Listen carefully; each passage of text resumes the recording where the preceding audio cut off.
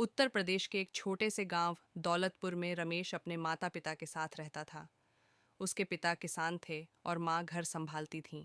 घर में ज्यादा साधन नहीं थे, लेकिन प्यार और मेहनत की कमी नहीं थी।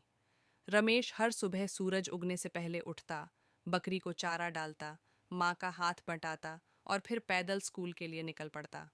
स्कूल गांव के बाहर एक पुरानी इमारत में था, जहां दीवारें झड़ रही थीं और खिड़कियों से धूल आती थी। रमेश की पढ़ाई में रुचि थी, लेकिन उसके नंबर हमेशा कम आते थे। टीचर उसे अक्सर डांटते, रमेश, ये क्या हालत है तुम्हारे गणित के नंबरों की? ये लो एवरेज लेकर क्या करोगे जिंदगी में? क्लास के बच्चे भी मजाक उड़ाते, अरे छोड़ो यार, रमेश तो पास होने लायक भी नहीं है। रमेश चुप रहता, कुछ कहता नहीं था, लेकिन उसके मन में कुछ उबल रहा था। भाग दो।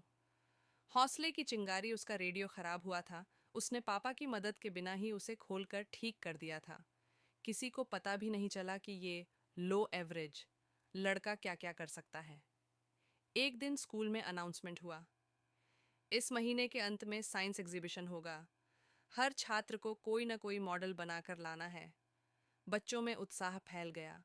अमीर घरों से आने वाले बच्चों ने मोटे मोटे किताबों से प्रोजेक्ट ढूंढे, किट्स मंगाए। रमेश के पास पैसे नहीं थे, लेकिन दिमाग में एक आइडिया था। गर्मी के दिन थे। उसका घर टीन की छत का था। दोपहर में अंदर रहना मुश्किल हो जाता था। वहीं से उसके दिमाग में एक सोच आई, अगर ऐसा कुछ बना सकूं जो बिना बिजली के घर को ठंडा रखे।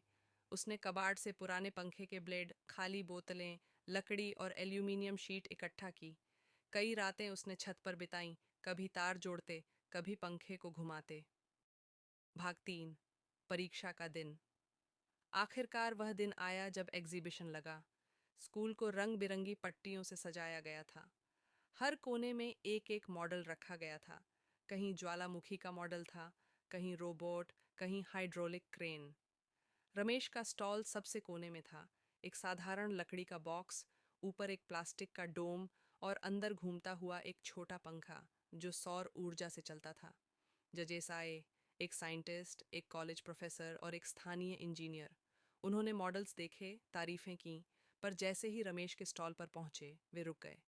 जज, ये क्या है बेटा? रमेश, सर ये एक सोलर कूलर है, बिना बिजली के कमरे को ठंडा रख सकता है। जज, तुमने ये कैसे बनाया?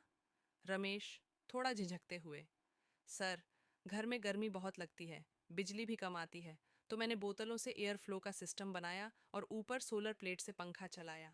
इससे गर्म हवा बाहर और ठंडी अंदर जाती है। जजेस हैरान थे। उन्होंने रमेश की फाइल देखी। रिपोर्ट कार्ड में लिखा था लो एवरेज स्टूडेंट। जज ने मुस्कुराकर कहा, तुम तो असली इनोवेटर हो बेटा, ये नंबर तुम्हारी काबिलियत नहीं बता सकते। भाग 4। पहचान और सम्मान। रमेश को उस एग्जीबिशन में पहला पुरस्कार मिला, साथ ही एक सरकारी स्कॉलरशिप, जिससे वो आगे की पढ़ाई अच्छे स्कूल में कर सका। गांव वालों की सोच भी बदली। जो लोग पहले कहते थे इससे कुछ नहीं होगा, अब कहते हमारे गांव का लड़का टीवी पर आया है। रमेश ने अपनी मेहनत से साबित कर दिया, लो, एवरेज का मतलब कमजोरी नहीं होता, वो तो सिस्टम का नंबर है, इंसान की पहचान नहीं।